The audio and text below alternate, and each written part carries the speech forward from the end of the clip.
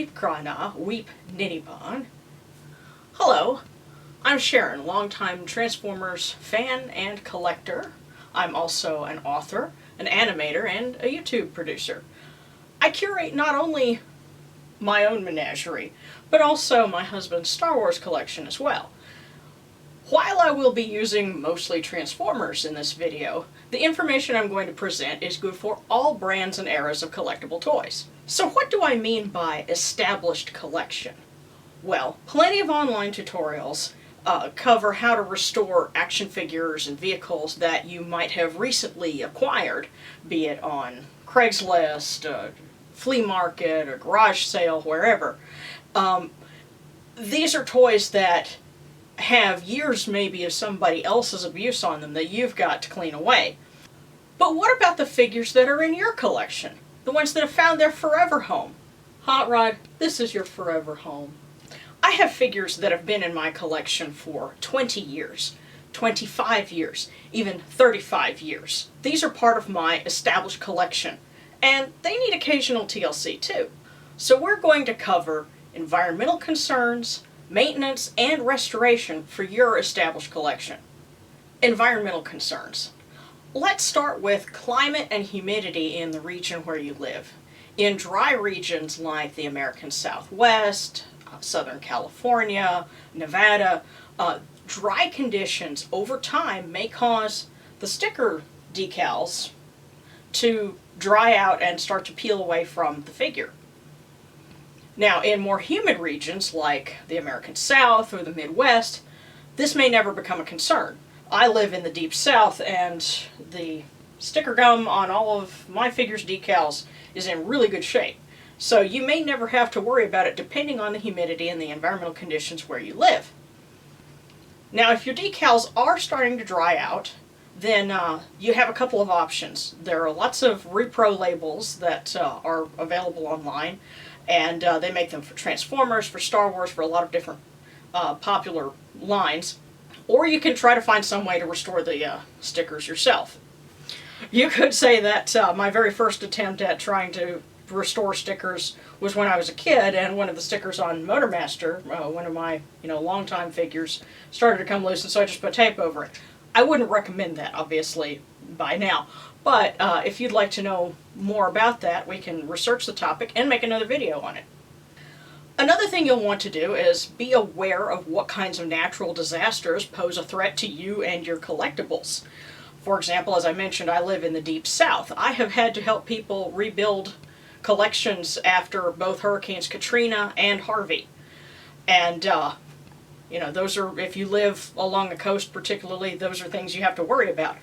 When it comes to insurance, most of the major insurance companies won't offer insurance on your collectibles as such, but they will offer coverage of the items in your home, and it helps if you can photograph your collection. As a matter of fact, my Allstate lady explained that they have a digital locker that you can upload pictures of your belongings to, so that if your house gets blown away, your phone gets blown away, you can still go into the cloud and say, this is what I had. But keep in mind that the insurance companies will not estimate the value of your figures. They're going to base the value of Motormaster here not on what he's selling for on eBay, but rather what you paid for him. So it helps to keep a record of what you've paid for things over time. Obviously, for some of us, we can't go back. How much did this guy run in 1986? It was less than $10. So that becomes more of an issue, but it's worth another video because there's a lot of misinformation, I think, out there about what you can actually do in terms of insuring your collection. Speaking of insurance, one thing that you can do to protect an important part of your collection is to bag all of your comics. You don't have to put the backing on them, but make sure that you've got the clear protective bags. They're very cheap to get, but they are priceless for the protection that they will give to your comic book collection. For example, my entire G1 and G2 comic collection was saved because I had bagged them. When a hidden shower leak spread to my closet, all I had to replace was the comic box. On that note, What's in your interior space? Are your collectibles near a kitchen, a source of fumes? Do you have central air and heat in your house? Our first apartment was a tiny one-bedroom efficiency apartment, and my husband's Star Wars collection was in the living room directly facing the kitchenette. And we didn't have central air and heat per se. It was just a unit in the living room. And over time, the Star Wars collectibles got not only dusty, but a little greasy.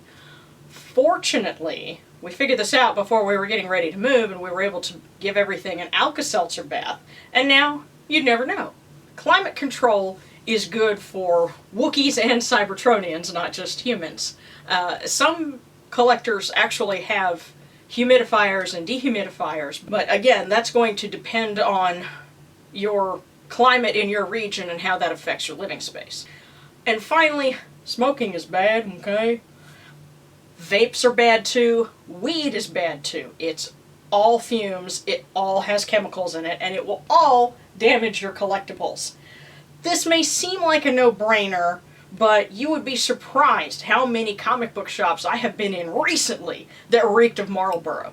So if you smoke, if you vape, if you smoke or vape weed, that's fine, no judgment here. Just do it away from your collectibles.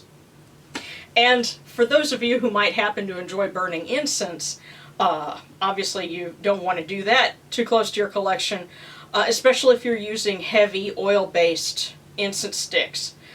You can get away with it if they're less smoke incense, but that kind of gets into a whole other subculture. So for, prudence sake, try to keep that away from your collectibles. Now this brings us to maintenance, and we're going to start with dusting.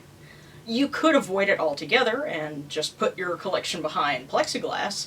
That's something that my husband is hoping to do with his eventually, and we've seen a few collections like that, but the majority of them by far are like mine and like a lot of the photos that I've seen online on social media. Some really beautiful collections out there, but they're all on store-bought shelves, open air, and, dusting is going to become a concern at that point. And with all their little cracks and crevices, Transformers are practically dust magnets. So here are some tools that I use. For one, fuzzy fingers, or microfiber dusting mitts. These things are cheap, they're reusable, because, when it gets too dirty, you just wash it and let it dry and go again. And you need them in your collection. Secondly, paintbrushes. Just regular dry paintbrushes. You can get something made of an animal hair or nylon bristle, as long as it's not those cheap little paintbrushes that come with the kiddie paint sets and they're made of plastic. You don't want those. Just something with soft bristles.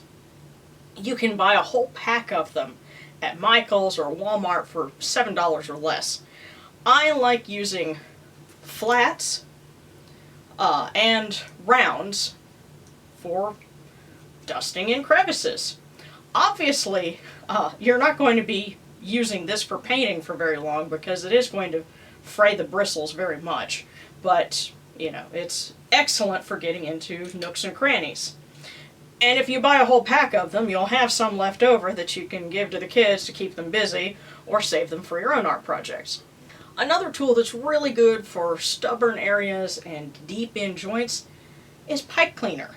And again, pipe cleaner is something you can go to a tobacco shop and get really good pipe cleaner for really cheap.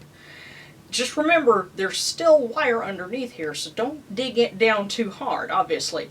But it's very good for getting into deep joints, especially in things like Transformers.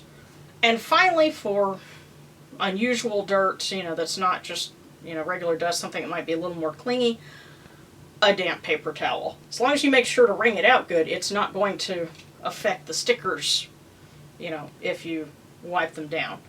Now, a lot of figures from the late 90s on don't have decals on them anymore, and so it gets a lot easier when it comes to cleaning them off because you can just stick them under a faucet and wash the dust away. Just make sure to leave them kind of posed open so that they can dry completely. In the past, I've used cans of compressed air to try to clean all of the dust out of my figures, But I figured out that, for one, it didn't remove all the really fine, clingy dust. And for the money that I spent on a couple of cans of compressed air, I could have gotten much more mileage out of these tools here. But we're not done yet. You also need to check your batteries. If you keep batteries in your vehicles or your figures that take them, you need to check them at least annually. Poor Galvatron and Skylynx can't chirp like a smoke detector when their batteries are starting to go bad, but you know that if he could, Galvatron certainly would.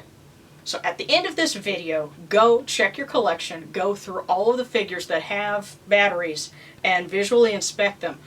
If the walls are starting to swell or bulge, that means the battery is about to go bad and leak. So take it out.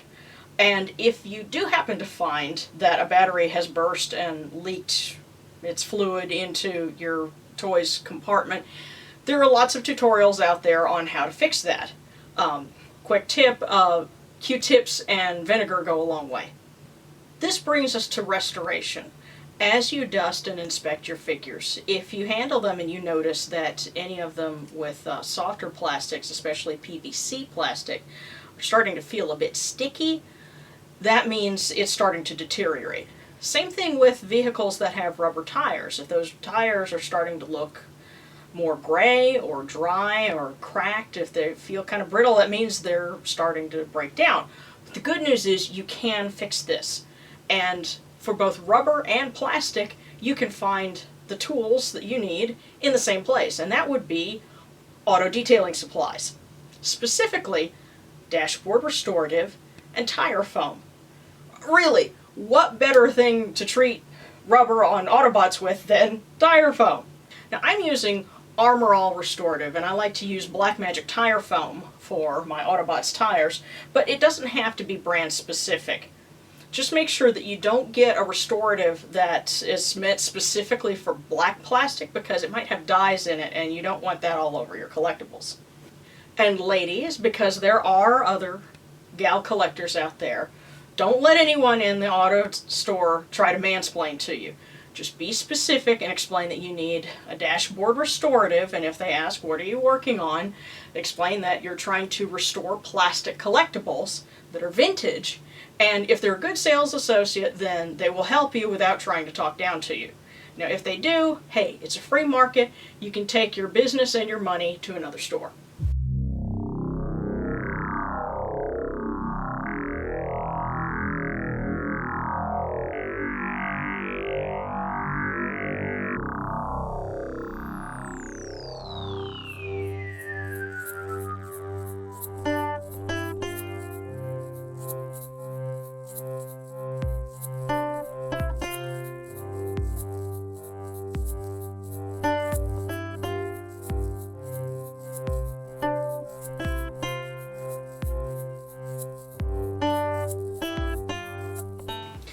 Voila! Restoration. If only we could restore ourselves that way, right? But if you do these things, then your collection could last for the rest of your lifetime. Oh, and speaking of that, if you take good care of your figures, you see, some of them have, as you may have noticed, little compartments where you can stash things, and Motormaster here has a little compartment, and yes, I'm sure I'm driving some collector crazy because I'm actually moving things on him, and you can hear the joints and what kind of good shape they're in. But as you notice, he folds open and has a little compartment. Now, in the past, I have actually stashed money. There was a time when I was a teenager and I had a $100 bill in Motormaster. Nobody's going to look for it there. And so, imagine what kind of an asshole you could be to your grandkids. You know, the key to the bank box is in one of my Transformers. You get rid of them, you'll never find it. Ha ha ha ha.